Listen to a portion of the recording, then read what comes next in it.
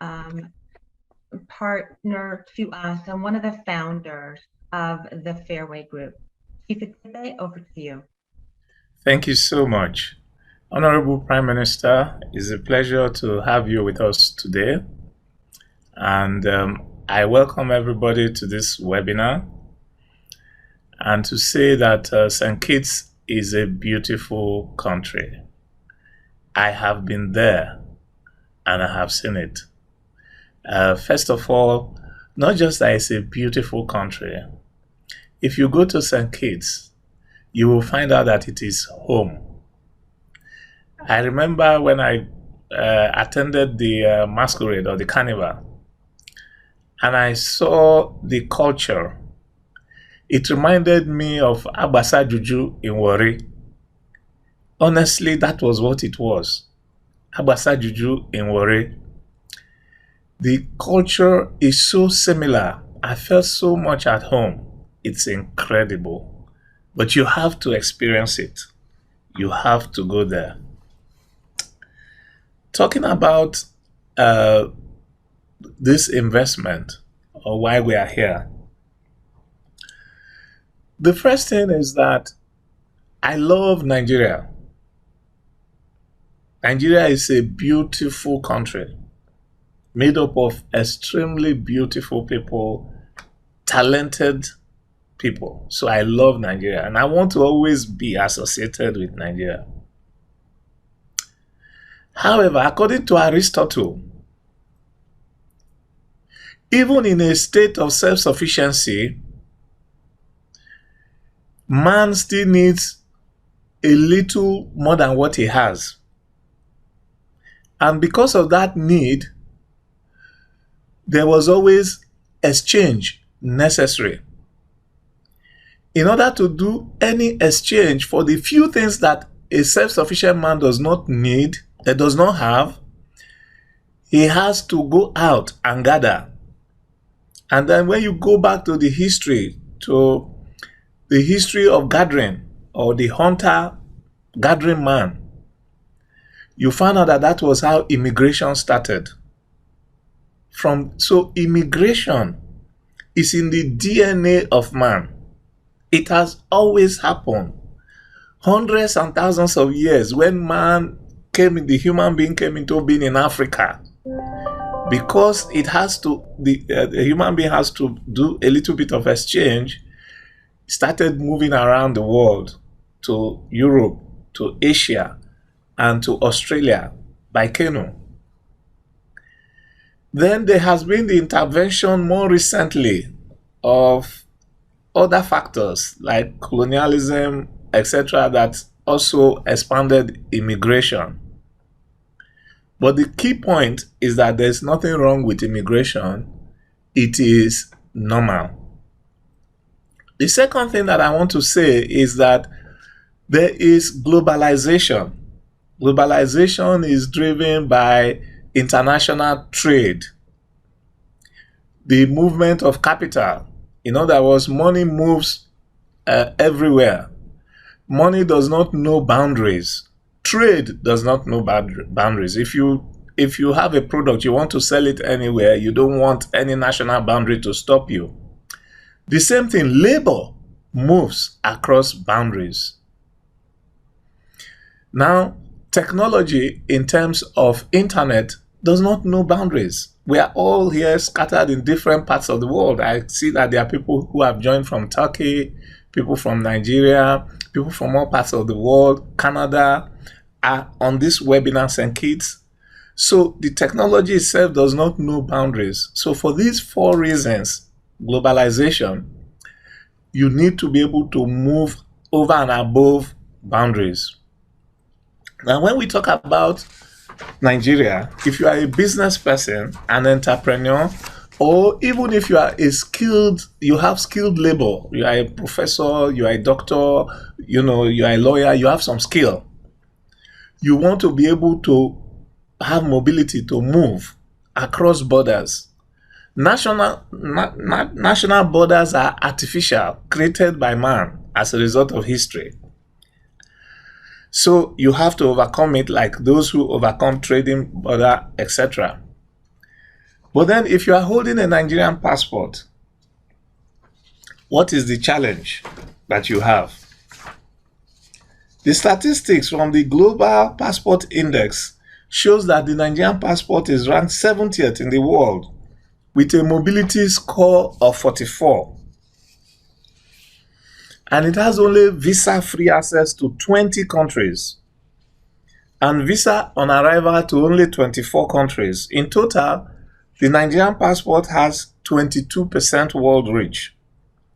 The Henley Passport Index first quarter 2021 global ranking as at 6 January 2021 ranked Nigerian passport as 97th in the world with a visa score of 46. So the Nigerian passport is only slightly above the passport of places like Palestinian territory, which is 37, Somalia, Yemen, Pakistan, Syria, Iraq, Afghanistan. From the above, it is quite clear that unlike passports of leading countries like Japan, Germany, United Kingdom, United States, which give access to over 120 countries, access to global mobility and immigration provided by the Nigerian passport is limited and restricted. The result is that Nigerians lose business opportunity.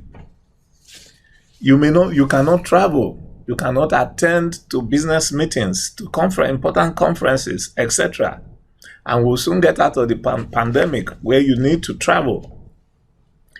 So what's the lasting solution? I think the offer has been clearly made that a second passport from a country that can give you global mobility, immigration in terms of movement, and also financial mobility is the solution. So I will not repeat all what has been said about the solution. I just want to deal with one or two issues that have to do with Nigeria. To say that under Section 41 of the Constitution of Nigeria, it guarantees free movement of persons. In other words, under the Nigerian Constitution, you can go anywhere you want to go to, including going abroad. What is very interesting, if you remember the sugar bar case, not only can you go to anywhere you want to go to, as a Nigerian citizen, you can come back to Nigeria. Nobody can stop you. When they tried to stop sugar bar from coming back to Nigeria, the Supreme Court said, no, you cannot stop a Nigerian from coming back into Nigeria. So what does that say? Even if you go out, you can always come back into Nigeria and nobody can stop you. And also, you cannot forfeit your citizenship. Under Section 28 of the Constitution, you cannot forfeit your Nigerian citizenship because you took a foreign passport. And there are cases to this effect. In addition, under Nigerian law, the fact that you have a second passport cannot stop anybody from stopping you from contesting for elected office. There are cases, if you look at Idigbe against Osula case, PDP against INEC, these are cases that have held that holding a second passport is not unconstitutional. You cannot stop a Nigerian from contesting election because he's holding a foreign passport. So that having been said, I just want to add to the issue about the benefit of this second passport. Now, the St. Kitts one, it is special. It is not like any other passport. The reason is because St. Kitts, you have seen the Prime Minister. Doesn't he look like your brother on the street or your uncle or your cousin? So if you go to St. Kitts, you will see the connection between that country and Nigeria. Then you will see that all these boundaries are artificial. Now, other countries are very strategic. If you take Israel, for instance, they have a right of return for any person who is a Jew. Automatic right of return. The same issue, the British have a right of return for every British, even up to today. They have right of return. They'll give you a British passport. So why don't we break these boundaries? It's not an issue of pride. People saying, oh, why do I have to give up? Why do I have to take a second passport? I'm supposed to be a proud Nigerian. You are a very proud Nigerian, even with your second passport. It's just that you have made a strategic decision to connect and to position yourself and your business to be able to play globally in that globalized world with less restriction. As you are seeing all the restrictions that are coming in, if you look at the backlash, you go back to the Trump era, you look at Brexit, you see the efforts to restrict globalization. There's sort of deglobalization going on. Then, from a strategic point of view, you have to take a decision to align strategically to overcome those barriers to globalization so you can position your business. Why should it be other people that will be able to play globally? Why shouldn't we be able to play globally? And why shouldn't we be able to do it strategically with those that we have the greatest affinity with? So that for me is the crux of the issue. That when you make this decision, it should be a strategic decision. And you want to go to somewhere where you will not feel strange. I remember I spent one New Year as a kids, and we went to church for New Year Mass. And then in the church, I think I wanted to ask a question.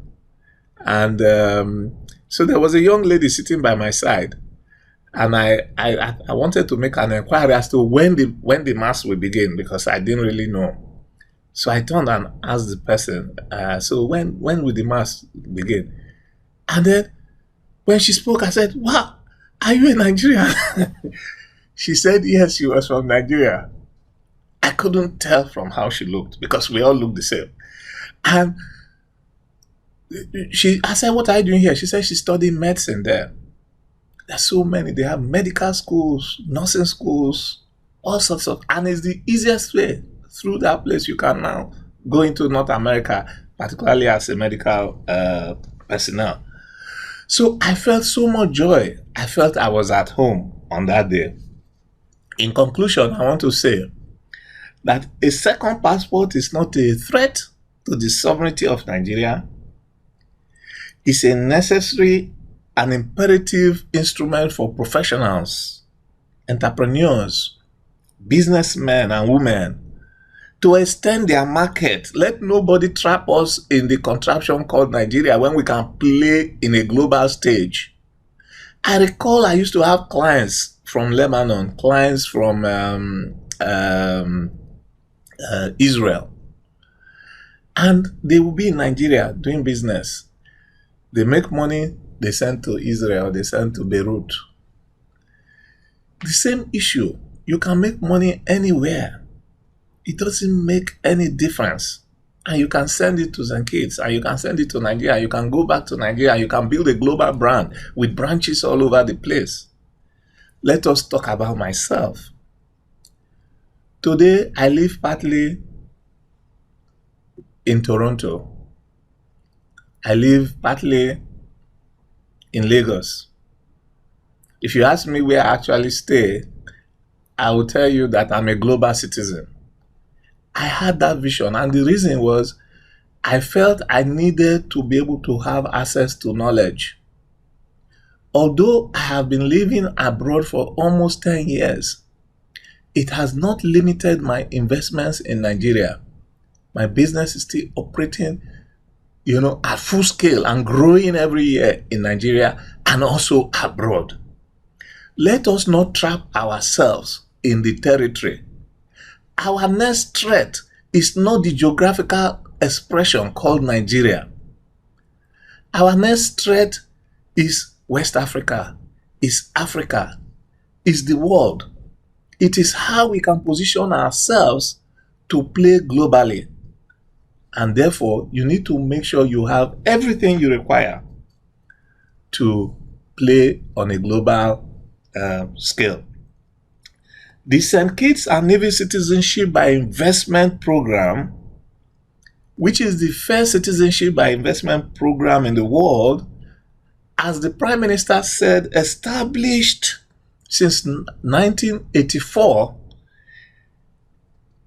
is a credible and one of the best ways to achieve the objective of not just a second passport, but a good investment in the Fairway project that will give you the returns that you need and give your family the peace of mind of global mobility and financial security.